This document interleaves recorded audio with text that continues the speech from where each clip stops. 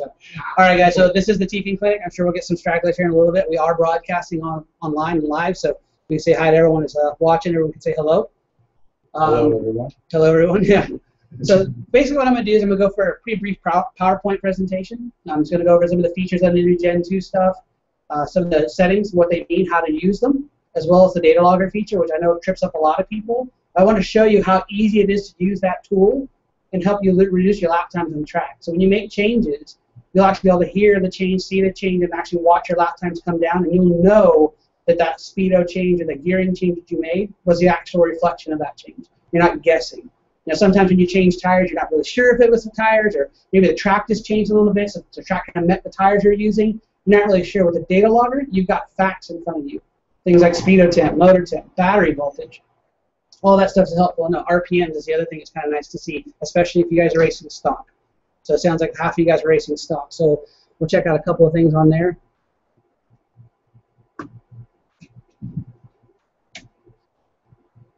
So like I said, this is the beginning. This is a Tekin Gen 2 data logging and how-to clinic. We kind of go over all the new Gen 2 speed controllers, features, things of that nature. So what was new on the Tekin Gen 2 speed controllers? Well, the first Gen 2s, all the new Gen 2 speed controllers are what we refer to as out-of-the-box, ready to race with 5 default timing profiles, including a blinky spec mode in RS Gen 2 and RSX. Now, obviously, RS Gen 2 spec is always in blinky mode, and RX8, it's a modified controller. It doesn't run in stock spec. All Gen 2 speed controllers have the Easy Port access port for custom programming using the hotwire with either a PC or an Android device. So if you've got an Android phone, tablet, you just got to buy the cable, and you can actually use your Android device to make the changes. You don't have to have a laptop or anything like that walking around. I use my S4 all the time for it. Gen 2 RS, RX8, and RSX all have high voltage BECs that are user selectable from 6 volts or 8 volts and can provide up to 7 amps, depending on the speed controller. So RX8 Gen 2 and RSX have 7 amps. RS Gen 2 is 5.5 amps, which is more than sufficient for anything you're going to put that speed controller in. So if you're running any of the new high voltage KO servos, Vitava servos, ProTech servos, any of these new high voltage servos, you can utilize that feature. You can turn the high voltage on and take advantage of the extra torque, the extra speed, all that stuff. It's kind of nice to have. Now, all Gen 2 speed controllers are compatible with the Android app, like I said before. You just got to have the appropriate cable for your Android device. And if you guys have questions about that, we can ask those questions later. All Tekin brushless ESCs have an internal sensor checker. This is done by viewing the last 3 LEDs while the motor is in motion. All 3 should cycle on and off dimly, verifying sensor operation. And I'll go over that a little bit later. So not only can you check the sensor down to the motor that's in your car, you can actually check a sensor of a motor, like for example on his hand. I could check that with just like hooking up the sensor harness and turning on the car. I don't have to wire up the rest of it. Just need to plug into the sensors. RSX and RX8 Gen 2 have optional cooling fan with user selectable control. In other words, you can have it to where the speed controller turns it on and off, or you can have it where it's just always on. I know a lot of guys in forward dash short course, they just like to have it on all the time. That's completely fine. It's user selectable. Do whatever you'd like. And all Tekin ESCs offer one-touch radio calibration and onboard interface adjustability. So you don't have to have the hotwire with the Gen 2 stuff. You can have it in a lock spec mode if you want it. Actually, not lock spec, excuse me. Spec mode, blinky mode. There's 5 timing profiles, and you can do 90% of the adjustments on that speed controller without ever touching the hotwire. That's kind of new stuff about the Gen 2. Here's a couple examples of some data logging that we did right when the speed controller first came out. When the first Gen 2 speed controller to debut was the RS Gen 2, and we debuted it at the IIC race last year, which is a huge on-road race in Vegas. At this racetrack, they had what's called a spec GT class. So they're all touring cars, but they have to run a realistic body, so like a Porsche or an Audi or Ferraris. They had everything, whatever you could think of. As long as it was a realistic body and realistic paint jobs on top of that, you could run the class. Our spec system was the handout speed controller, and our 17.5 was the handout motor. You had to run that motor, that speed controller. Even the motor wires had to be ours. All of them were handout. So everything was matched at the factory to be within 50 RPMs. So there was no way anybody had a faster motor, none of that stuff. So everyone, there was 50 guys in this class. It was the second biggest class of the race. And this is a week-long race in Vegas. If you do any on-road, this is the on-road race to go to. It's a huge event. Scotty Ernst puts it on. It's a lot of fun. So there's 2 examples we're going to go over, and I'll show you how easy it was for me to diagnose what was wrong with the cars. From one guy had a gearing issue, the other guy had a battery problem. So this is what a data logger screen looks like. Again, this is the spec GT class. So fixed motor timing, you couldn't adjust it. They were marked. You had to run that speed controller, that motor wire, and this was a final drive limit class. In other words, they only let you gear up so tall, and it was a 4.5 final drive. You couldn't gear it any taller. So to let you guys understand, on the same exact track for the blinky stock regular touring car, not the spec class, they were gearing up at 3.5, 3.3. I mean, they were getting them hot. They were gearing them really tall. That's a lot. That's a huge step from a 3.3 to 3.5 to a 4.5. That's 8 or 9 pinions in 64 pitch. It's considerable. But that's how fast they were going. Little tidbit actually is kind of funny. The spec GT class was only 2/10 slower on that track. So even though they were gearing them to the moon, and everyone perceived it as that much faster, it was only 2/10. So kind of goes to show you. Anyways, so in blue, we have the throttle position. In yellow is battery voltage. In red, speedo temp. The orange is RPM, and the motor temp is green. Okay? So this is driver A, the RPM orange, which is basically what I look for on a run, especially in stock where I'm limited to certain things. One of the first things I focus on is the RPM. So I can see at the top, where everyone see that flat spot in blue, that big long flat? That's wide open throttle, full throttle, and that's the straightaway. That's the longest, obviously, part where you would hold wide open throttle, so I know that that's the straightaway. So on the data log, you can grab this cursor and drag it along the graph, and that way you can line up the straightaway with max RPM, for example.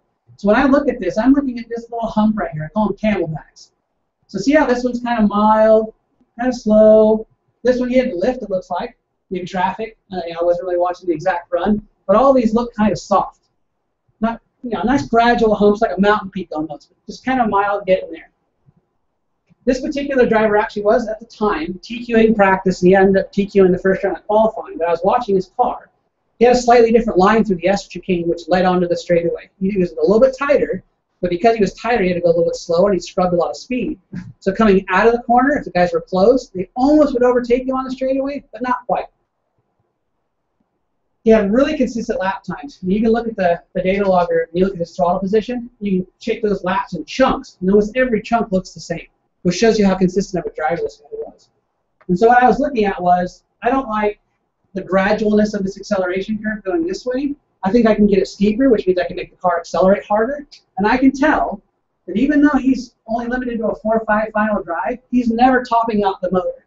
The motor never gets a flat spot in the RPMs telling you that it's not accelerating anymore. So I told him, drop 2 teeth. I think just change the gearing. So he did. So sure enough, the first thing I always look at is lap times. We're racing for lap times. Always. Consistent lap times. So that's the first thing I looked at. He dropped roughly from 1/10 to 2/10 per lap just by the gearing change.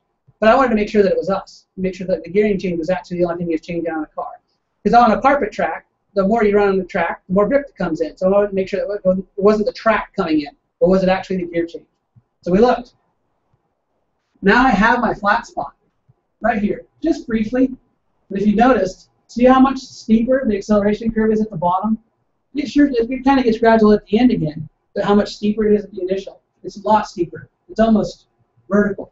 And that's what I'm looking at, because that's where he's getting on to the straightaway. That was where he was a little bit slower before. So this guy dropped it 1 second, or 10 for 2 on his run. He got a flat top, so he actually picked up 400 RPMs and still went faster. This was unheard of. If I would have told those guys at this race that, hey, you need to actually gear it lower because you're not really gearing it any taller, it's not going to go faster, they'd have laughed at me. Everyone was laughing at me.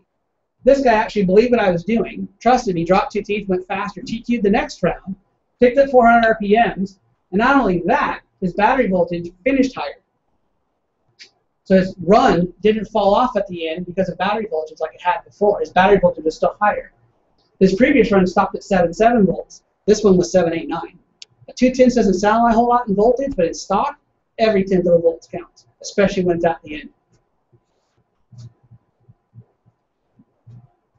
So what we learned with driver A is that even though stock spec racing in a maximum limited final drive class, being geared to the moon isn't always the correct choice. Many stock race cars are likely over-geared for the track layout or the conditions. Using the data logger can show you this, as well as help prove changes to the car were beneficial or not. Remember, lap times first, data logging second. So if your lap times, for example, either didn't improve or worse, got worse, don't worry about the data logger. Whatever that was, it wasn't helpful. Put the car back. You want to make a different change. Maybe the handling of the car is not quite there. So with the data logger, we're chasing those 10th or 2. That's what we're chasing with the data logger. So after driver A made the change to his gearing, word got around in the pits how he picked up 2/10. He actually let a couple people know, and by the next round, everyone was dropping pinions. So it was amazing that these guys that would have never considered it on their own. But when some guy actually listened to me, did the change, and went faster, everyone changed. So it's pretty impressive. So here's driver B. So what I'm looking at is a circle, so everyone kind of sees what I'm circled at. I don't want to walk in front of the camera. The most important one here, though, is actually his battery voltage. It says 8.41 volts. You can't read it from the back. The data logger begins recording as soon as you turn the car on. So even though the car's not moving or you're not giving it any input, if that car is on, the data logger is recording. That's important. This allows you to see the starting voltage of your run. So for example, in on-road, these guys get a sighting lap, basically. Look at a half-speed lap around the track, but then the car comes to a stop right before the straightaway. Because they're staging. It's IFMAR qualifying. We'll be doing it here this weekend. This is good at 8.41 volts. But the driver's complaint was that his car didn't look or feel as punchy as everyone else's car on the track. He felt it was slow. Wanted me to swap out his motor. Wanted me to swap out the whole system. It wasn't him. It wasn't the car. Couldn't be his battery. He was insistently that it was the motor. I basically told him all these motors are within 50 RPMs. Let's take a look at the data logger. So what I find is, anybody else see the problem right away? Started his run, he dropped. So this is after his sighting lap, which you can kind of see. Here's a sighting lap. Real low RPMs, a little bit of throttle input, just rolling around the track. They weren't allowed to go very fast. Corner marshals are walking out there. If you've ever raced on-road, you don't hit things with a 100 car, they break. So real mellow RPMs. But right away, right after 2 minutes of waiting, this car's been recording for 2 minutes, right here, and his battery drops almost 0.4 of a volt. That's huge. That's not a charged pack anymore. That's 95% charged, 92% charged. So yeah, there's a reason why his car's going out there and looks flat and looks like it doesn't have any punch. What I noticed on his car was that he had these two humongous cooling fans on the motor. Well, we're final drive limited. We're not really even looking at it. The hottest motor it got before was 120 degrees. That's the hottest it ever got. He doesn't even need the fans. These fans were tornado killers. I mean, these things were humming away. It sounded like a turbo. And I was pretty sure that's what was dropping his battery voltage, because his battery looked to be okay. So he said, do me a favor, pull the fans. Just unplug them. You don't have to take them off the car. Just unplug them. They were plugged into the receiver. Just do me a favor and unplug the fans. So he did, reluctantly, but he did. See what we see now? So after the same sighting lap, again, obviously a little bit looking, deciding it looks different, but look at the voltage. It didn't drop this time. All it was, two 25mm cooling fans this guy had on his car. Dropped the voltage to almost 0.4 before he even started the clock. Never would have found that without the data logger. There's no way to check voltage while the car's running unless you're data logging it. It just doesn't exist. So not only did this guy pick up his speed, he was extremely happy. The hottest the motor ever got was 140 degrees, which is, in stock racing, is lukewarm. He actually TQ'd his heat, which he wasn't even in a contention before, but he TQ'd the round. So there's a couple examples of what you can learn from recording your data and viewing it when making changes. In ideal conditions, the goal is to reduce your lap times as far as you can, as consistently as you can. That's important. Nobody wins a race by setting the fastest lap in qualifying or practice. It's best to set the car and power systems to give you, as a driver, the best power available so you can consistently run quickly. Here are some of the important notes and features of data logging. So the more items you record on the data logger, the less run time you can record. So if you are recording all the data, throttle, voltage, ESC temp, RPM, motor temp, and now actually we even record VEC voltage. You'll get around 6 to 8 minutes if you've cleared the memory prior to running the car. The two largest memory offenders, so things that eat up the most memory location, are the throttle position and the RPM. They're the most active and therefore take the most memory. In other words, they're the ones recording as much up and down. They're just swinging all over the place. The speed controller temps a gradual rise, same as battery voltage, gradual rise. They don't eat up that much data. But the RPM and throttle, they eat up a lot. I often turn off the throttle position to achieve a longer recording because I find it's the least necessary when tuning my car. I generally know the layout. When I'm looking at the recording, I can kind of see where the straightaway's at. Again, looking at RPM, once you kind of sort out what you're looking for. I don't need to know that I'm at full throttle. I drove the car. I already know it's at full throttle. So if I'm the one looking at the recording, that's the first thing I'll turn off the throttle because it's a pretty nasty memory hog. If you're sending me a recording, which we have a lot of people do, like pro drivers from across the world, will send me their runs, I like to have it. But if you turn it off, you can get about 10 minutes almost of recording versus having it on. It gives you an idea. To assure you get the last run each and every time, clear the memory before you set the car down. This is quick and easy to do. It's done by powering up the car, then holding down the increment button for about 3 to 5 seconds. You will hear an audible chime sequence. Once that happens, let go of the button, and the ESC will rearm and start. So it's basically simple turning on your car, letting it do its reboot sequence, holding down the increment button until it chimes, let go of it. Once it's rebooted, car's back on, you've got motor power, and you just cleared the memory.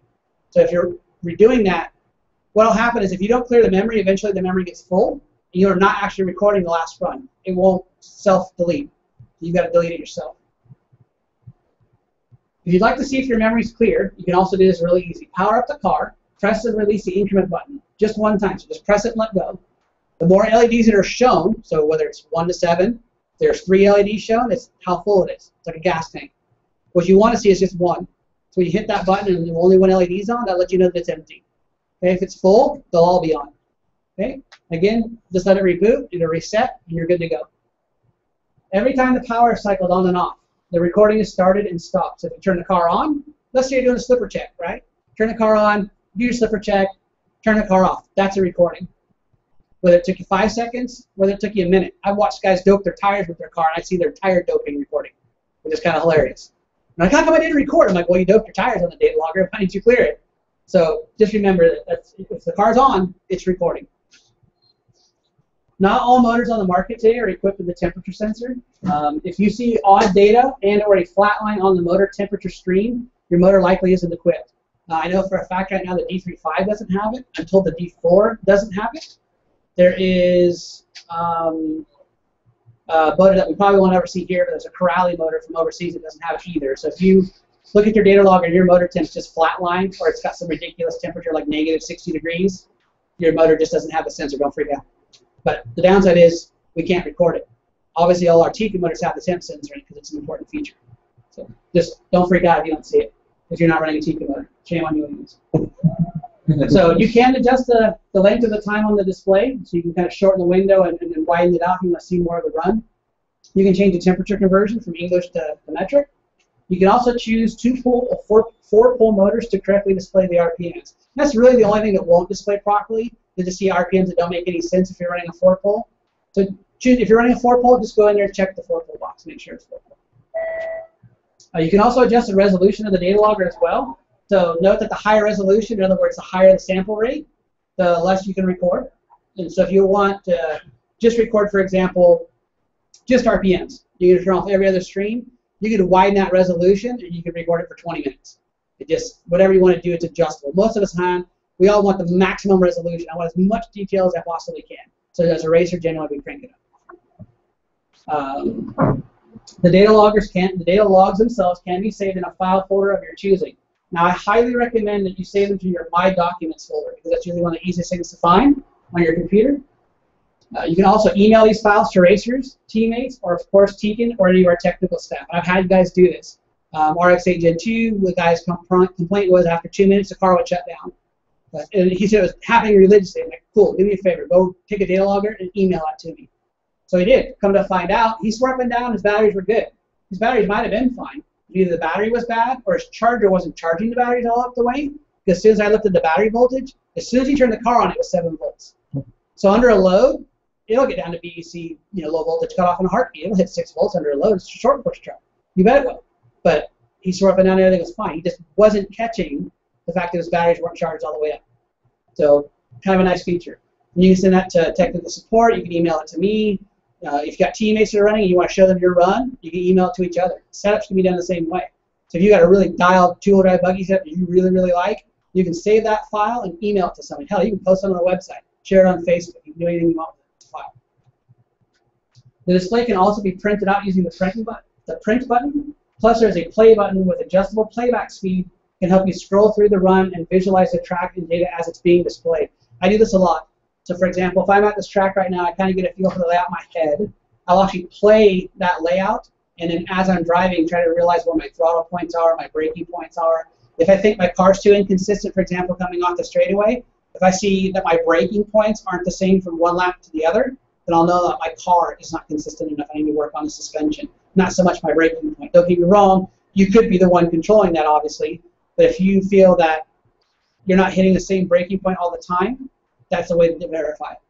You want to see, as a race car driver, you want to see the same braking points on the straightaway and everywhere else around the track every lap, because that lets you know your car's consistent. If your car's not consistent, trust me, you'll see it on the data logger. Every lap will look completely different than the one before. And that's how you know if you're making consistent times. So you can't really check your lap times with this, but you can see as a driver if you're driving consistently and your car's consistent. Obviously, if I hand him a car and it's got a blown diff in it and one shock's missing oil, he'll eventually get used to that car, but it'll take him a while. So you'll know right away if you're driving consistently by looking at the data log. If your laps all look the same, that's a good sign.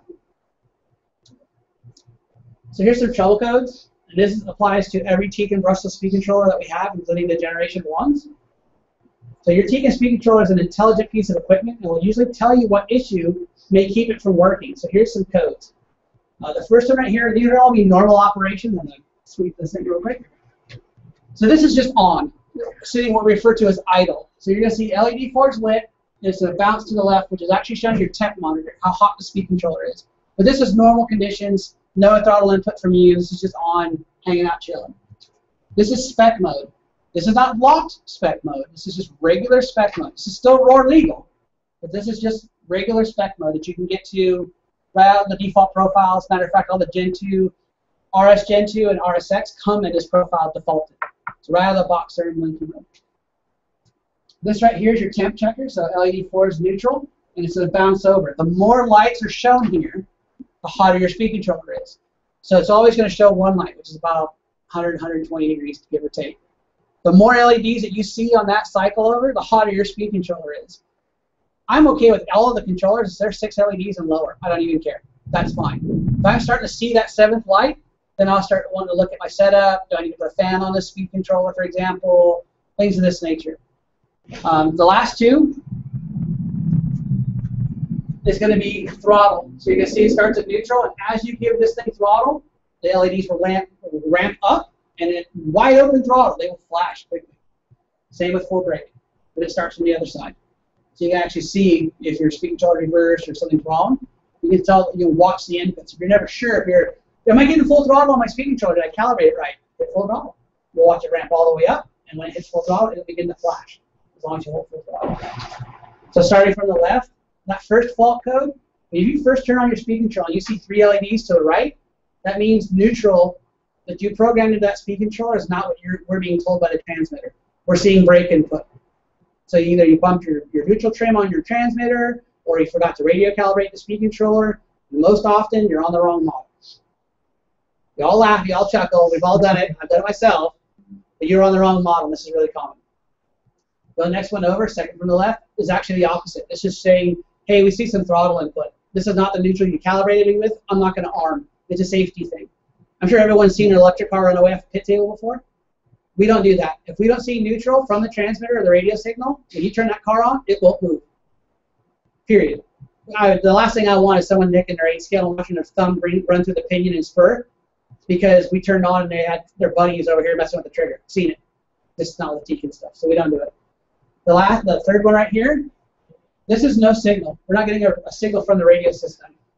The servo's unplugged or the speed controller is unplugged from the receiver. Again, you can be on the wrong model. But all we're trying to tell you is, hey, we don't have a radio signal. We don't know what to do. This is a fault code. We're not even sure what you're trying to tell us. So, hey, we're going to flash all the lights as pretty as we can be. This one right here is your sensor checker. Now, I'll warn you, this display shows the LEDs pretty bright. But the actual sensor checker feature on your speed controller is not this bright. They're dim. There's a reason for that. We don't want that to be cycling on and off under the car while you're driving. That would be kind of obnoxious. And on top of that, when the throttle goes over, the brightness goes over the dim LEDs. So I'll go over sensor checkers in a little bit, but just want you to understand they're not going to be this bright. That's exactly how they work. You can see them cycle on, off, just kind of trailing. The faster the motor's going, the faster those are going to cycle on, and obviously at some point, they're just going to look like they're on. As long as you see all 3, you've just verified that the speed controller sees the sensors in the motor are working, and your sensor harness is good. Just a nice quick way to test things. So for example, if you think you have a bad sensor harness, turn your car on, spin the tires. If you don't see 2, 3, or any of them, yeah, that's the first thing I'd replace. especially in off-road because they get smacked a lot. It's hanging off the rear pod. Sensor harnesses are cheap, a couple dollars. Swap it out or borrow somebody's to make sure that that's actually what's going on. Yeah. This right here is low voltage cutoff. So, for example, your car comes to a stop and we're flashing 135, the battery's dead. Time to charge it. Okay? 1267. If you see this fault code, you're either on the wrong motor types. In other words, you've got a brushless motor, but you've managed to put the speed controller in brush mode, or you've managed to have an A, B, or C wire fall off the car, which I've seen quite a bit, or you've blown your motor. So on a motor, try to reach from this side. So there's 3 phases, A, B, and C. When the speed controller first powers up, it is looking for all 3 while it's on a brushless motor type. If we see 2 of the 3, we want arm. They're either shorted together or one of the phases is blown. Happens on especially stock stuff. I've seen guys quickly solder a motor and bridge 2 tabs. So if you see that fault code, we're not going to power, we're not going to arm, we're not going to chime, we're going to do nothing. It's an issue because we don't identify the motor you think you're hooked up to. So check your ABC wires immediately. The sensor harness has nothing to do with that fault code. Nothing. We'll show it to you whether it's plugged in or not. But 9 times out of 10, you either bridge to the ABC wires, bridge them on the motor tabs, bridge them on the speed controller. You've gotten smacked in the back, and the 2 tabs are now touching because someone T-boned you in the back of the car, and now the solder tabs are touching. So the speed controller sees it as a short and won't actively arm and won't fire. It's protecting itself. So it's pretty brief about the PowerPoint. Obviously, that gets really boring looking at slides. I know a lot of you guys are going to have some questions, so let's ask the questions. Shoot. Brake minimum and throttle minimum. Perfect. The higher the number gives you a smaller range, or is it smaller? Okay, so I'll do one at a time, okay? So brake minimum is the initial brake power being applied to the motor from the speed controller from the very first step of push brake that the driver gives. So obviously we consider neutral to be a 0 step. The first step would be 1. So your very first step brake, whatever that brake minimum power is set to, that's what we'll apply to a motor, whether it's 0 up to 10%, for example. I typically always run my brake minimum in off-road at 0. I want that initial brake input to be really, really soft. The only time I'll run that higher is usually when I race on-road, which isn't very often. What was the other one? Was drag brake or? Same thing, throttle minimum. Throttle minimum. So exact same feature, just the opposite. Now, for stock racers, the throttle minimum is actually really, really important for you guys because you guys are geared so tall, and especially if you're running mid-motor, there's a lot of lash, there's a lot of initial drag, stickiness in the drivetrain. You guys are running that super tall gearing, you'll want higher throttle minimum. So for example, if I've got a rear motor, say B5, that guy's throttle minimum might be 7 or 8. But a guy who's running the exact same car with the exact same gearing but running a mid-motor, to get the feel to be the same, he might be 10 or 12. Just because of that extra idler gear in the transmission makes the throttle minimum go up that much higher. As a driver, the higher the throttle minimum, the more punchier you're going to think that motor feels. Not all the speed controllers have it, unfortunately, but ours do. And it was an important feature that we added after learning from the first generation because, especially now that stock is blinking, no timing, no boost, the gearing that we're actually pulling these cars is almost absurd. The 12-scale pan cars that race stock, they're almost a 1-to-1 final drive. In other words, no reduction. They're almost running them straight up. So the motor's being requested to just pull this pinion gear that's almost 70 tooth. I mean, they actually have spur gear to spur gear adapters. So they can run a spur gear as a pinion. So throttle minimum, brake minimum. In off-road, if you're not running your brake minimum, at 0, give it a shot. The other thing that's very, very important in off-road is active brake. Active brake is basically a brake multiplier when you're panic braking, or what I refer to as slap braking, which we do a lot in off-road. So two-wheel drive short course is probably the hardest one to control in the air because they're parachutes with nothing in the front end. So when you leave the jump, if you're not already hitting the brakes to either clear some distance or try to get some height, for example, your car's going to start catching air. What active brake allows you to do is control the braking separate. So if you have your brake strength and, for example, your drag brake and everything else set up for the rest of the track, but that isn't enough braking power to snap the front end of your car down in the jump, you turn your active braking up or on. The default's 3, which is still pretty aggressive in my opinion for most off-road classes, like two-wheel drive buggy, that's pretty aggressive. Four-wheel drive buggy, it's aggressive because in four-wheel drive you've got all the front end moving for you as brakes as well. But in two-wheel drive short course, it's actually pretty solid. So for example, my brake setup right now, my two-wheel drive short course is 75% brake strength, which means my EPAs are right around 80, 85% on my radio. My brake minimum is 0, but my active brake is 1. And the only reason why I've turned it down from 1 to 2, which is what I normally run, is because there's one jump on this track that I actually need, and that's that hip kicker. That's the only time I need to snap the front end down of my truck. If that jump wasn't there, I'd actually turn it off because there's just no reason to have it. But that's the perfect example of active brake being needed. Because I don't need super strong brakes on the rest of the track. I need them to be smooth and really easy to drive, tractable. But that hip kicker, I need to snap that front end down yesterday. As soon as that truck's up in the air, I'm on the brakes. And if you notice, you'll see a lot of stock guys, they can get up that no problem, but you watch half of them parachute into tail tapping it because their active brake could be turned up. So active brake is when you let off the trigger. No, that's drag brake. Active brake still requires the driver to give a brake input. So if you panic or slap of the trigger, active brake would be engaged. If you ease into the brakes, active brake will not come on. That's why it's helpful in off-road especially. Default's 3. So if you're already running active brake, you're probably used to it, especially on the Generation 1 controllers. That's all how that wasn't adjustable back in the original softwares, but it is now. It's adjustable as a 223 software, which is still the latest for the Gen 1 stuff. If you haven't played with it, especially in two-wheel drive buggy, you need to mess with that a little bit. And I'll be here all week long to help you guys mess with that stuff. But I cannot stress enough how important your brake profile needs to be on your off-road cars. It's amazing how much better you'll be able to get into the brakes. The car won't step. You're not going to be afraid to use the brakes a lot of times. You need to be confident using your brakes. You talk to any of the top pros, they're all push braking all over that track, and that's because they're just comfortable with doing it. If you're scared, or worse yet, you're one of those guys that relies on drag brake for everything, come see me, because that's something we need to fix. Do not rely on drag brake to do it for you every time. What did you say about throttle minimum for the stock buggy? So as a driver, the higher your throttle minimum is, the setting is, you're going to perceive that as more punch.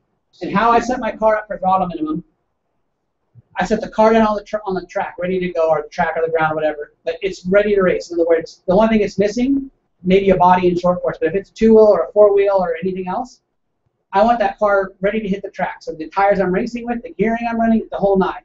I will set that car on the ground, and as soon as I, as a driver, perceive that I am giving that car throttle, I want the car to roll. I don't want it to hum. I don't want it to buzz. I don't want it to stall. I don't want it howling. I want it to start rolling. Now, I don't want it to jump. I don't want it to leap off the line, right? But I want it to start rolling. I don't want any hesitation at all. And so what you'll find is on mid-motor stock buggy, for example, it's high. 12, 13, 14, 15 if your drivetrain's kind of bound up, or if you don't have good bearings. On rear-motor cars, it's never that high, but it's into the 6, 7, 8 range. Just depends on the driver and the gearing and the motor that they're running. There's a lot of variables there. In mod, I rarely run more than 3 or 4 just because a mod motor has way more power to just overcome that. However, like for example, on the low C 4-wheel drive buggy, the 22.4, I have mine at 7 or 8. That's because I'm overcoming the belt. I got to get past that belt bind, if you will. So mid-motor stock is 7. I would, if you're at 0 right now, default I think is 3. If you're at 3, go from 3 to 10. Don't touch the car. That's a huge jump. You'll notice it right on the bench. Even doing a slipper test, you'll notice it right away. That's on buggy? That's on any class for stock. If you're running a mid-motor car, and your default setting, which is 3 if I remember correctly, go to 10 first. That's a huge, huge, huge jump to the point where you might not be able to drive the car right away. It's going to take a lap or 2 to sort it out. But then start making slow adjustments. If you're running a rear-motor car, you're at default, which you're at 3, try 6 or 7. The ultimate way to do it is set your car on the table, give it that first initial trigger that you perceive. If you're actually moving the trigger, that car needs to roll. I don't want it jumping, I don't want it wheeling, I don't want it spinning out, but I definitely don't want it to hum and hesitate and then go past it. I want that car to move. Make sense? Cool. More questions? You have a question? What is too hot for 17.5? Too hot to damage it or too hot for racing? Too hot to damage it. I don't want it over 200 degrees. If you can get that motor under 200 degrees, that motor will last you a long time. You start dancing with 200 degrees. I noticed it starts to smell at 160. Any brand new motor will smell a little bit the first couple times you get it hot. Mm-hmm. Assembly fluids, epoxies, things like that always get a little hot flash to them. But it shouldn't keep doing it. Ours actually How about best running temp? Best running temp. I think we're doing 8-minute mains this race. So 8-minute mains is a little bit harder in stock, and you're going to see a lot of guys blow some stuff up this weekend. The ideal thing to do is never let that motor cross 180 degrees at the end of the run. That might mean that You might run different gearing in qualifying to get that really good qualifying position, but you might drop a pinion, maybe go up to a spur gear, on the next spur gear size up, which ends up being half a pinion. So your motor temp comes back down. So in other words, if you're 180 degrees at a 5-minute qualifier at the end, so figure a minute of warm up plus a 5-minute run, so 6 minutes total, and you're already at 180, you ran that same car in an 8-minute run, so another minute of warm up plus the 8-minute main, so 9 minutes total, I guarantee it's over 200 degrees. Guaranteed. More like 220. How much does motor temperature is changed by one pinion gear? A lot. 20 degrees sometimes, depends on the class. It's pretty amazing to see what you can do with just a single pinion gear. Obviously, like the heavier classes, like when you're running short course, it's more of a deal in short course truck. A mid motor or rear motor? I'm running short course. It's what configuration? SC10 An SC10, so your rear motor period. Okay, so one pinion on your cars is actually substantial. And on the layout that we have right now, if you look at the layout, and this is typical of most off-road layouts, what percentage of the straightaway do you think is the track? 5%? 6%? Yeah. But look how many short shoots are on the track. 10? 12? I kept mine constantly, and I found I get 10 degrees per tooth. That could be, and if that's what you get as a driver, that makes complete sense. And that gives you an idea about what you get out of opinion. So for example, on this track right now, this track, in my opinion, is going to be out who can get accelerated off the corner. Who can accelerate the hardest from one corner to the next, because there's a lot of corners. This is a small track, but the layout's short, tight. It's all off short shoots. We look at the jumps. The biggest jump we have on this entire track is that back triple. So you're going to need to get as much. You got a little short run up to it, which means you need as much bottom as you can to clear that triple, especially in short course truck. So tall gearing isn't going to get her done. You might be a pinion or two lower. Last time I raced stock short course or stock stadium truck out here, I asked the local guys, where do you guys gear these things? I don't remember the gearing, but I think it was 76, 29, or 20 or 30 or something obnoxious. And I was like, okay, I ran that. I knew right away that it was over geared. I dropped 4 pinions and then TQ practice, or not practice with qualifier. And everyone's like, dude, your truck's so fast. What did you do? I'm like, I didn't run your gearing. You guys are all way over geared. And the only reason why they did it is because at the club races the week before, a week before that, that's what the guy who won ran. He didn't know he was over geared, but he was way over geared. 4 teeth and stock's humongous.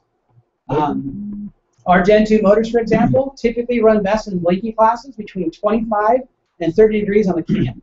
They come out of the box around 10 to 12. So set the mechanical timing on that motor, especially in short course, set it to 25, and then find the gearing for the track. But how many guys gear for motor temperature instead of track time? That's the problem too. Everybody. A lot. It's a big mistake. Yeah, my background's real cars, automotive. I worked for Chrysler for a little over 12 years. I did some stuff with Viper and all the SRT guys. I got to meet with those engineers a little bit. It's interesting to see what they would watch, data logger stuff on a real race car. Stopwatch is always the first thing you look at, but after that, they're looking at, how fast is it accelerating. The efficiency is the other problem. When you overgear a stock car, as a stock racer, you need to always monitor your milliamp usage. So when you go to put that battery back on the charger and you charge it again, you need to have that when it's done charging, whether it's, say, it's 1,800 milliamps. You need to have a mental note of that. So when you do make that gearing change, if I go from 1,800 milliamps to 1,400 milliamps of usage and I still went faster, that means your setup is more efficient. Does that make sense? Mm-hmm. You got a confused look on your face. You're picking it up? Well, I don't ever pay attention. And it's important. And Randy's known this because I've talked to him about this at National before. Stock guys, you are always going to have more than a battery to finish it. The race, right? You just stock. You're not drawing the kind of amp you are in mod. However, the less milliamps you're using while still attaining the lap times means your voltage will end up being higher. Now, you can watch that with a data logger too. But if you're, for example, all of a sudden, let's say my car is religiously running 1,800 milliamps in stock plug-in. My lap times are dialed, I'm TQ, I'm winning everything. And all of a sudden, my milliamp hours goes to 2,400. The motor's a little bit hotter than normal, something's not right. The first thing I would start looking at is bearings, rear hub bearings. You'd be surprised that these motors will power through. Forward air short course, for example, I've done it myself. The rear pinion bearing, I've grenaded that thing. I have melted it through the diff case. He's nodding his head. I've done it, and my car was still fast as hell, but my battery usage went up 2,000 milliamp hours. I just didn't pay attention to it. I did not catch it. Is every charger run that? Every charger. As long as it's got a display, a digital display, they'll all show you milliamp hours.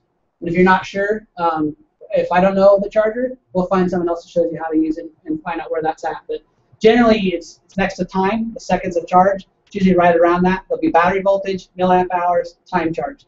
that milliamp hours is important. You don't have to write it down. But when you're getting ready for a big race like this, in stock, it's nice to know that your setup's better. So if I've got him and him, they're running identical lap times, right? But their driving style is probably going to be different. If he's using 1700 milliamp hours and he's using 3000, his setup's wrong for him. He's getting the lap times, but I bet we can improve to where his lap time beats it. Just because his efficiency is way off the roof, it's wrong. A couple of races ago, I actually watched his short course truck, and I could tell on the track that it was overgeared. That's what everyone else was running. But he was a different driver where he was hugging the corners so tight that for him, he would have gone faster with lower gearing, and he did. I think he dropped, what, 2 pinions? 2 or 3. 2 or 3 pinions, and he went faster by a couple tenths. And got cooler too. Yeah, the motor cooled off. So in other words, he finishes stronger at the end of the race. In a long 8-minute race like this, lap times always rule everything, but you have to finish. You get that motor 240, 250 degrees, it's going to suck, and you're ruining it. You might finish the race, but it's going to fade at the 5-minute mark, 6-minute mark. You're going to feel it fall on its face. It's just motors don't, magnets don't work when they're hot. So, more questions? Feel free to ask them. Yeah, We've only got 40 people watching online.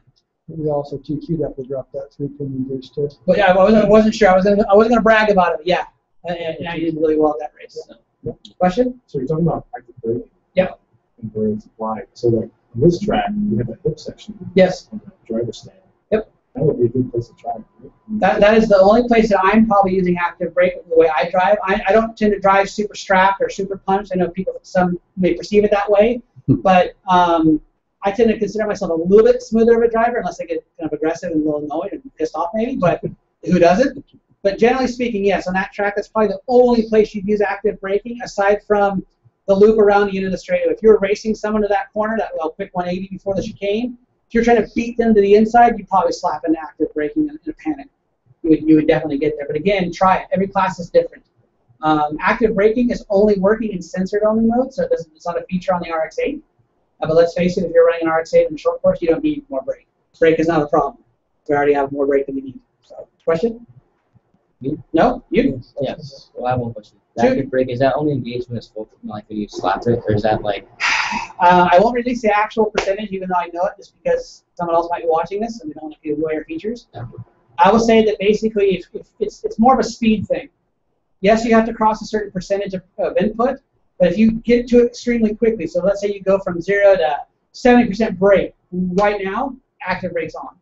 If you ease into 70%, it won't get there. So if you were to ease into it and get full, it wouldn't engage. No, correct. Right. It needs to see that panic from the driver, like correcting over the jump.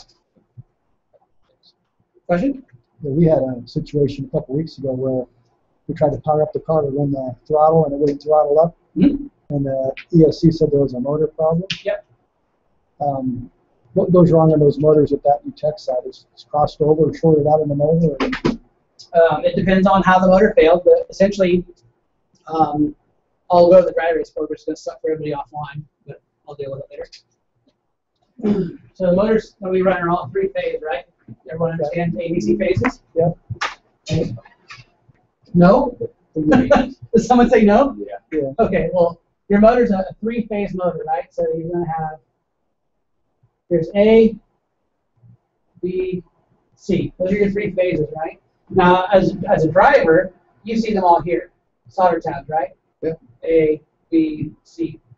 Now, if you've ever taken a brushless motor apart, you'll notice that on one end, you've got your sensor harness. So here's the sensor harness part, right? You got your timing tabs, like this, right? Yes. On the opposite end of that motor is what's called a Y plate, not Y like this, but it's W-Y-E. And that's the way that motor's wound. That's the way it's assembled. So in front of this motor, you'll have this solder plate. And this is where all the phases get soldered together in the Y. They all meet in this Y connection. If you blow, 9 times out of 10, you will blow the solder plates here where the actual copper windings come to that plate. You'll superheat this plate and blow the solder out of here. Now understand, this is high temperature solder. It starts melting around 700 to 800 degrees Fahrenheit. Gives you an idea of how hot that had to get for even a brief amount of time, but it got that hot. 9 times out of 10, this is what causes that fault when you blow a motor. The other thing I've seen, it's not very common, but it does happen, guys' motor screws are too long, and they'll thread it into this motor plate and short it out. Randy actually found this on the driver and called me about it. You know, the motor tested perfectly fine when it was out of the car, but it wouldn't work when you put it back in the car. The screws are so long. They actually went past the end mill and into the motor and shorted it with fan screws. Pretty impressive. But that's generally what you're blowing is that phase. You blow one phase or all of them at the same time. Now, I've purposely tested this on Tekin stuff. I've purposely over time to overgeared a motor just to blow it. On our motors, for the most part, you can fix this, and that motor's still good. Yes. There's a lot of motors that you do this, that can's junk. They will not recover from this. Ours will, most of the time. Now, I'm going to tell you, you really need to use a really, really good hot soldering iron, like a Haku. You need to have some damn good solder, and you got to be patient. You've got to clean all that old solder out of this can to bring that back up to snuff. Because the last thing you want is a little chunk of solder floating around in this thing and actually short it out again for it. But if you short it out with a screw, can you take the screw out and the motor would be fine or not? Yeah, yeah. Actually, he's got a motor. You have any pliers, scissors, or pass this around like pipe. So check this out. Let me see your motor for that. So spin this for me with your fingers. Right? Now spin it. Feel that? Yeah. That's what a shorted motor feels like. All I do is jump the two wires. Wow. So you ever see that 1, 2, 6, 7? You want to see if your motor's actually shorted? Tabs got jammed together, solder's bridging in two tabs. I'll walk around and show everyone this. Your motor will feel completely normal, spins great, you feel segments, everything's good, to feeling like this is dipped in molasses and it's literally stuck. It's immense. It's pretty impressive. And all I'm doing, Randy saw this before. So spin. Right? Feel that? Feels like burns or all that. Right, it feels like everything's seized up and bound, right? Crazy, right? And this goes for every brushless motor. If these phases short together, you lock up. Crazy, right? Which you'll feel sometimes when you're on the track and your car starts slowing down big time. You got a motor starting to get hot. That's a lot of times that's what you're feeling. So I've had solder fly out of the motor. And it still works. Yeah, no, they work pretty good. It's been hot. Yeah.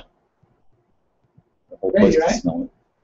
So that's what happens when any of the phases are short together. They'll feel that just stuck, bound. I call it molasses because it still spins, but it doesn't spin right. It's definitely not normal. Do you have any other motor questions? I'm sure there's got to be more. Maintenance, things of this nature. Shoot. Because I can hear that when you solder onto the motor tabs, Yes. you're supposed to solder it from the pinion side onto the back of the can. Okay, good question. I've already motoring. So what he's talking about doing is which way to route your motor in the car. So like for example, four-wheel drive buggy, we have choices. 8-scale, we have choices. Four-wheel drive short course, we have choices. And the two-wheel drive buggy, really don't have much choice most of the time. It's pretty compact. What he's wanting to do is on this motor, I want the wires to be soldered so they run from here towards the front of the pinion, if I have the option. The reason why that is I do not want the wires being tugged and pulling this tab off to where it could potentially short out, and you're actually peeling it off that phenolic board inside. There's little rivets, but if this gets bound up enough or yanked from chassis flex, from crashing, someone, again, pounding into your car and hitting this, they'll pull the tabs back. It can be fixed. We sell all the parts. But always try to have the wires routed forward so they're pulling towards the insulators. That's really common in 8-scale, really common in 4-wheel short course. You will be literally surprised to see how much chassis flex is actually happening when you're running these cars. If you ever want to see it, take your 4-wheel short course, which you're running here, put it on the table, on a corner so the tires are off, and just push down on the 2 shock towers. And watch the center driveline joints do this. And what happens is guys run the super shortest wire they ever can, right? When that chassis flex happens, the motor and speed control are never in line. Maybe on a techno, but for the most part, never, right? They're over here. When that chassis flex happens laterally like this and twists, it'll pull that motor wire. Now, actually can happen on an RX-8, for example. It'll pull that poster off the speed control and ruin it.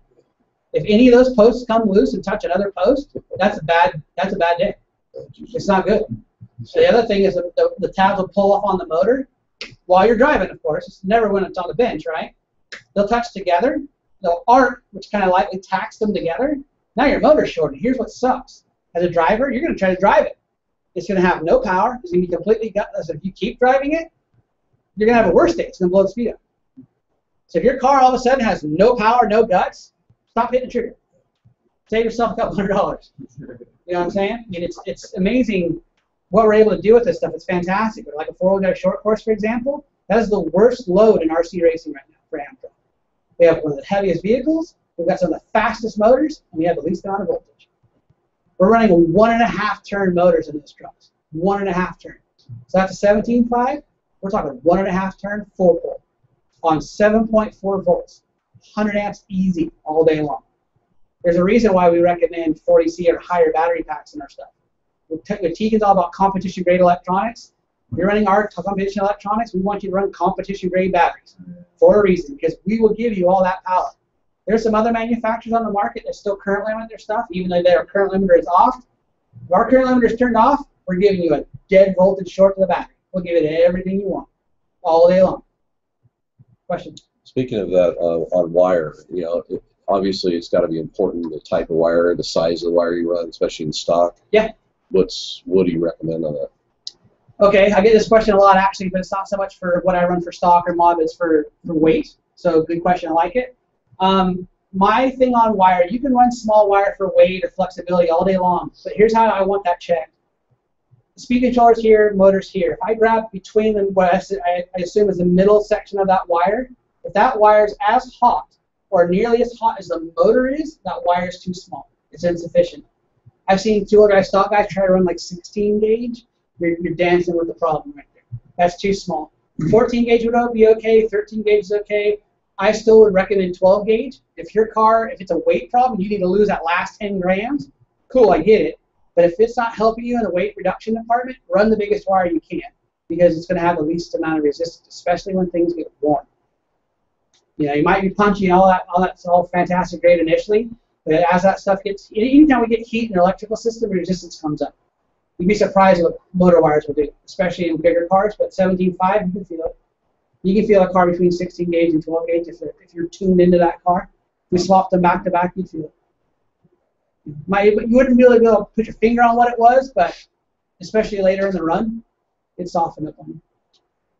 Question? Most of the time you're adding weight to a car anyway. With stock, unless you're running low speed, then we're always trying to shave a little bit of weight off. But so why would you chintz on your wire? You know, I ask that question a lot. I've seen speaker wire. I have seen solid conduit and Romex from a house before, because the guy thought it was awesome. It was more copper, so he thought it'd be good. Like, you realize that Romex is only good for 10 amps, 15 amps. We're grabbing 80, 90, 100 amps. No, that won't work.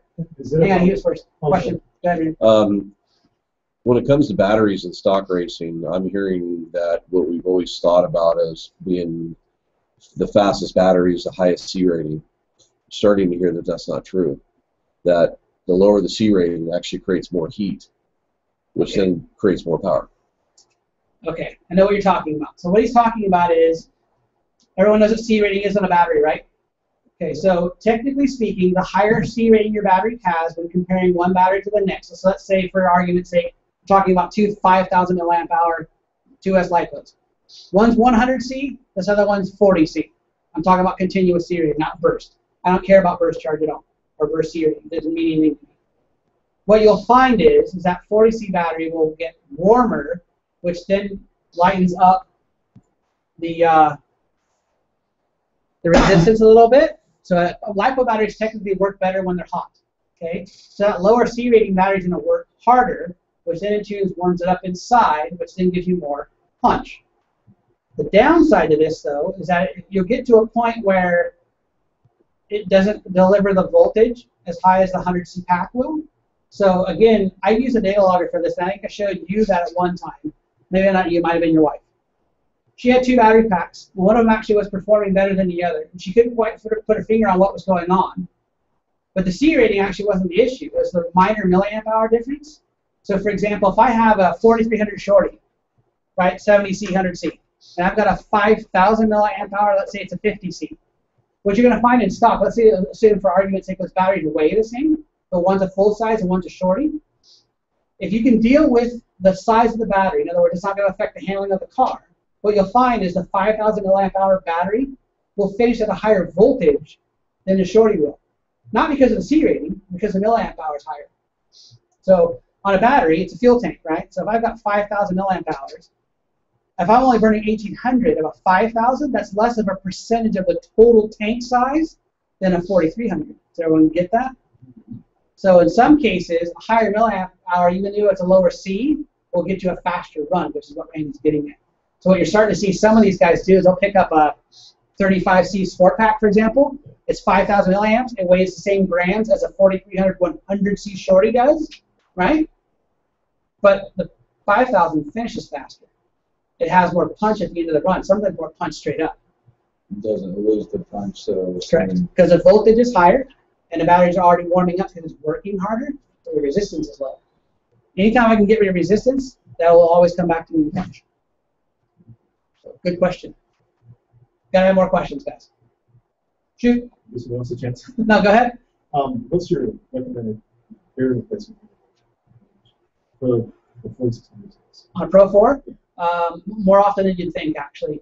We're actually, that little motor is putting out an immense amount of torque on a really, really heavy car, and a motor mount that's got no backup. In other words, it's only mounted on one point, so it's levering a lot, so that front bearing gets a lot of torque load on it. If I raced club racing once a week, I would probably replace that bearing every 2 months, but I would be inspecting every 2 or 3 runs, or 2 or 3 weeks. I would be pulling that motor out. So I generally tell people, in a 4-wheel short course, for example, or an 8-scale, where there's a center differential, every time you service that center differential, whether it's to top off the fluid, to replace the fluid, you've already got the motor in your hand. Spin the damn bearing. Pull the end bell off at 6 screws, pull the pinion, pull it out, make sure it spins well. There's no grittiness, and worst of all, make sure it's not dry. Our Tekin bearings are extremely expensive. They're AVEC 5, ridiculously expensive bearings. I've only seen one fail, and I'm pretty sure the guy ran it underwater. That being said, they're pre-lubricated with grease. So for stock, for example, I know a lot of guys like to blow the grease out and replace them. Just be understanding that when you do that, for that extra little bit of RPM, you are severely reducing the longevity of that bearing. For full short course, we don't care. I run that bearing straight up. I've only replaced mine twice since I've had my low-speed four-wheel short course. I've been to Cactus to half a dozen races here. I mean, I've probably blown through a spur gear more than I have with the front bearing, but that's the bearing to replace. So yeah, if you race once a week, check them every 2 or 3 weeks, and I'd probably replace it as soon as I felt grittiness, splotchiness, little wobble. I'd just replace them. It's cheap insurance, and we're asking a lot from that little bit here. If I'm running a stock motor, how often should I tear that motor apart and clean it inside, and what should I do to clean it? I would be doing it every big race. So like for that example right now, run through practice, run through maybe the first qualifier, that motor would be coming out of the car. Compressed air and a really soft bristle brush. Nothing too hardcore, nothing too crazy, but a soft bristle brush and compressed air. I'm not a big fan of motor cleaner. It gets into places where it doesn't belong. We really don't have any contact points in a brushless motor that need to be cleaned like that with a solvent. So yeah, light brushing with a brush. If I've got some over there, if you want to see what I'm using. Take it all apart, blow the bearings down, wipe the bearings down, make sure all the faces are clean, slap it back in the car. Biggest thing to remember is always mark your motor timing. Use a little Sharpie, mark the can, because you're going to take the whole thing apart. It is nice about our Gen 2 motors. You can take them apart both ways. So you can gut the motor from the front or the back. So I typically go from the front, because that way I don't have to mess with my timing. It is harder to put the rotor in that way, though. Yeah. Is that it? No questions about data logging or Android? Go ahead. Is it better to adjust like endpoints on ESC, like brake strength and stuff, or like brake strength on the ESC, or change EPA on like the radio? You know what I'm saying? Like, some people do it on like the radio, like we get brake stuff like that way. Yeah, as a driver, you're always going to go for EPAs because you can do it on the fly. So there's no downside to it. What I would recommend doing though is not looking at it as 2 separate adjustments, but as an adjustment you can use to work together. So in other words, forward short course, because we're running 4-pull motors, they make a lot more braking force than say the 2-pull motor does. So we use a lot less brake strength. So look at it this way, and I'll go into another recommendation. I always calibrate my EPAs on my radio at 100 and 100. I know Futawas go up to like 140, 150, 120. Okay, Airtronics does something goofier, I think, which is even 140, but then 160 on the brakes. My KOs go up to 150, and the Spectrum goes up to 150 on travel. You can calibrate at any of those, that's fine, but I recommend doing it at 100, and here's why. If I'm talking to him, for example, he says, hey, dude, where's your brake setting set at, just for example. I got my EPAs turned down to 85, which is now 85%. If I calibrate it at 150, that's not 85% anymore. That's What's that? 93% or something wacky. So when you're able to work with other people, teammates, fellow friends, whatever, if you're all talking the same language, using the same specs, it's convenient. So then if I tell him, here's my brakes, and if I run my brake strength at 85% on the speed controller, my EPAs are down to 85% on my radio, he will have the same brake setup that I have. If you guys are calibrated in different setups, it won't be the same. He's going to think you're dumb, or he thinks your brake setup sucks. Teach you a little bit about it, or beat you with it worse off. But that's basically what I always recommend doing. And here's why. At 100 and 100, so I've got from 0 to 100, let's say, steps of resolution. If I go from calibrated 150, now I've got 0 to 150 steps. You can get better resolution on each step of EPA you would change down, but again, now you're not talking percentages. You're just talking a random number. So I always set my brake strength up to where it's strong enough that I can lock up the tires and have more braking power than I need while my EPAs are at 100%. Then I'll start knocking it down with my radio.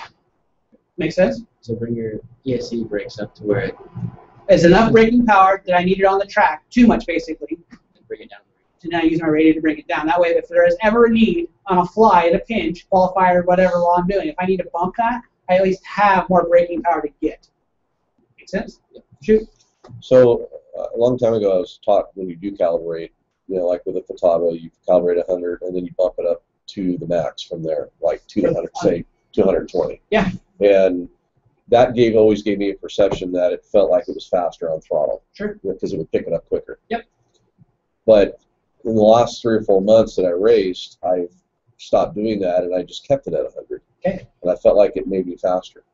Made you faster? Yes. Okay. Why? What you were doing there, so what he's saying is he took his speed control and he calibrated at 100% travel, and then after he was done calibrating, moved his EPAs up higher, right, on his controller. So what that's doing is he's getting to full throttle before he's actually getting to full throttle on his transmitter. In other words, he's tricking himself, which is okay, and as a driver, you just perceive it as more punch, more snap, because it's getting to full throttle faster. It's almost like doing positive exponential, which would have been another way to do it, for example. The downside to that, though, is you're doing just what I said you're doing. You're tricking yourself. It's fake. It'll work till you get used to it. But then once you get used to it, you just knocked your resolution down on your trigger by 80%. So now you've made it harder to drive on 80% more of the trigger. So if you would have put it back to 100, left it there, it's more tractable to drive with this throttle. Futaba users, I know who's got Futaba? 1, 2, just the two of you? 4PK? Same? Here's a little tidbit for you. I hope everyone else is listening online. The 4PK radio, and even I think the one before the S or the R, whatever, the 4PKs period, the default throttle ratio is not 70-30 like everyone else. We race with 70-30 on KO, Aerotronics, every other competition radio, but for whatever reason, Futaba is a 70-30, which means I've got 30% brake throw and 70% throttle throw. Everyone get that? The Futaba radio is defaulted to 50-50. So if you've ever picked up someone's Futaba radio and they haven't changed that, that's a fun one. The other thing in a Futaba radio is if it's the S or the R, the high-speed stuff, right? You need to turn the high-speed setting off on the channel 2, which is your speed controller. That setting is only designed to work with the Futaba BLS servo.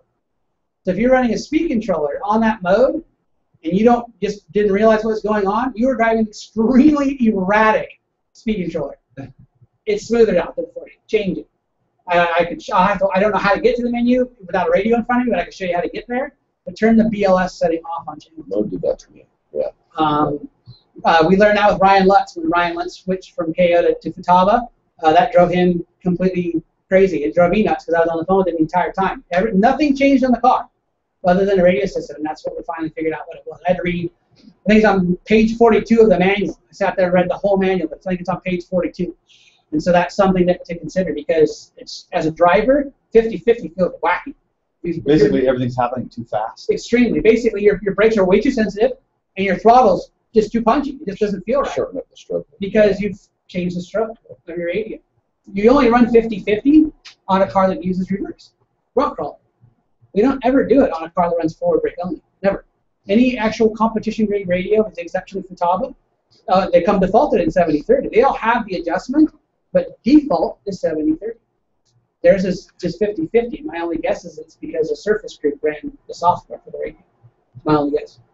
But yeah, definitely an interesting one for Futaba. More also, there's a Futaba receiver, I think, that comes with either the 4PL radio or some other variant. It cannot run high voltage. Yes. Yeah. It will brown out high That's voltage. for the 4PL. 4PL. So if you have that radio, you're running that sport receiver that comes with it, you cannot run a high voltage servo and have the high voltage PEC on for a Tekin speed control. Yeah. I learned that a couple weeks ago. More questions? Everybody good? Okay, I really appreciate your time, guys. Thanks a whole lot for coming out. I hope everyone learned anything or learned something. If you got more questions, I'm here all day. So by all means, bring your cards by. If you want me to show you how I just throttle minimum, I can show you how to do that. Just bring your card or charged battery and your radio. I'll be more than happy to walk you through it. If you've got any other questions, by all means, stop by my pits and ask me. More than happy to help you out. Thanks, guys. Appreciate it.